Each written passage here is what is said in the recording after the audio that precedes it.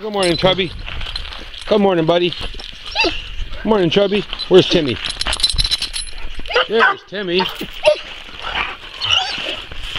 Come over here, Chubby, so I can get you both of you in the same shot. Stay down, don't jump, don't jump. Stay down, don't jump. Oh, you two don't get along all that great, right? You gotta keep your distance, right, Chubby? That's right. Well, how am I going to get you both in at the same time?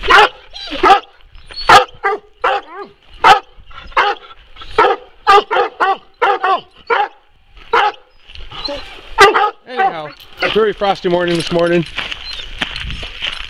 It was 24 degrees Fahrenheit here this morning. Got home from a trip yesterday, bring my batteries home. Wanted to give everybody a little sight of them and give them a little explanation of kind of what they are. Here's a bank of them, 3 individual units really. 1, 2, 3. They separate. They're bolted together. They separate, and each one is its own cell. 2 volts each cell, and joined together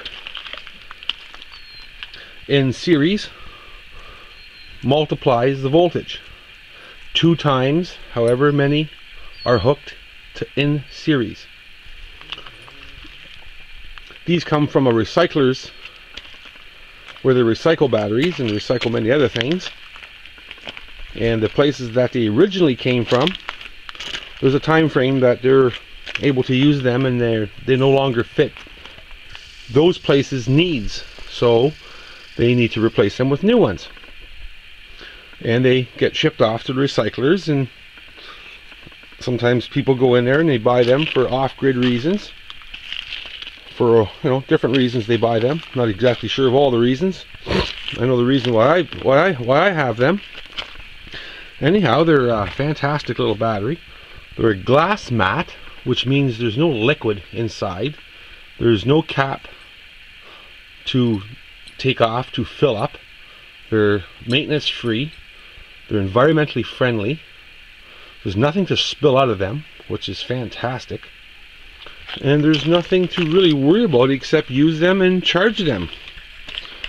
Now these cells do come out. There's some brackets there you see that hold them in place so they do not slip out, because these type of batteries are able to be placed just about any direction a person needs to put them, for space reasons, room reasons. They can go upright, sideways.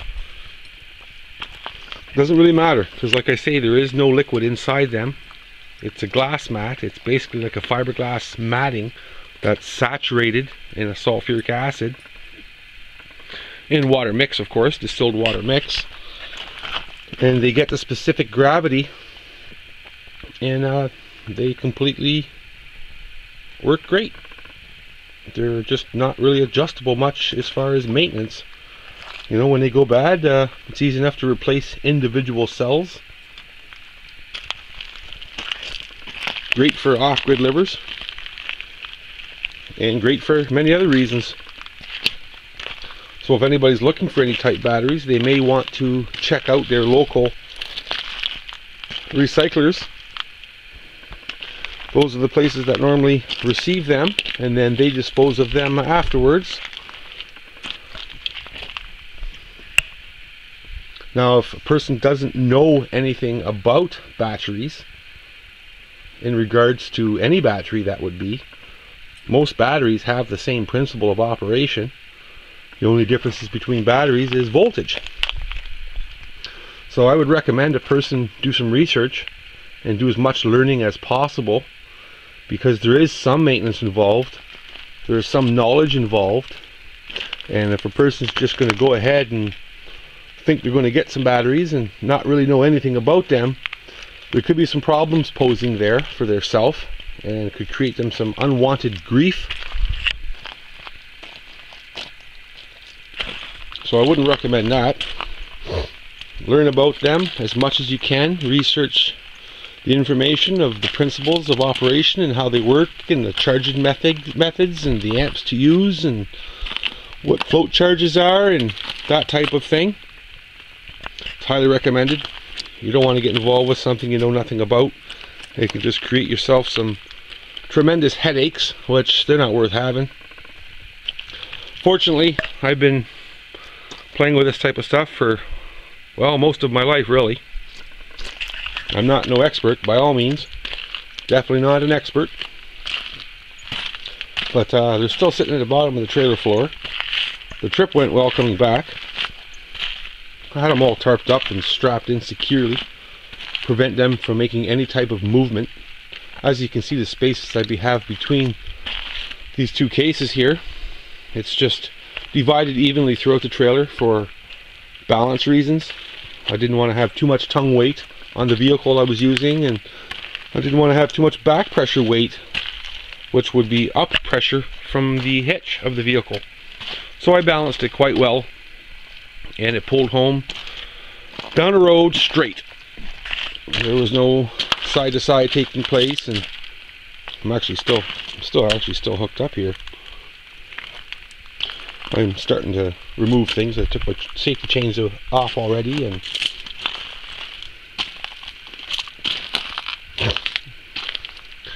so if anybody's looking for any, you may want to check your local recyclers. They're the places that they'd be available at. Now, lots of your local recyclers, they don't want to get involved with the public a whole lot. They're only interested in recycling. But there are some places out there that don't mind selling to those individuals. It's worth an asking. All you can be told is no. Fortunately, I was told yes. Next time I may be told no. But never stop with a no. There's always the yes that's able to come about.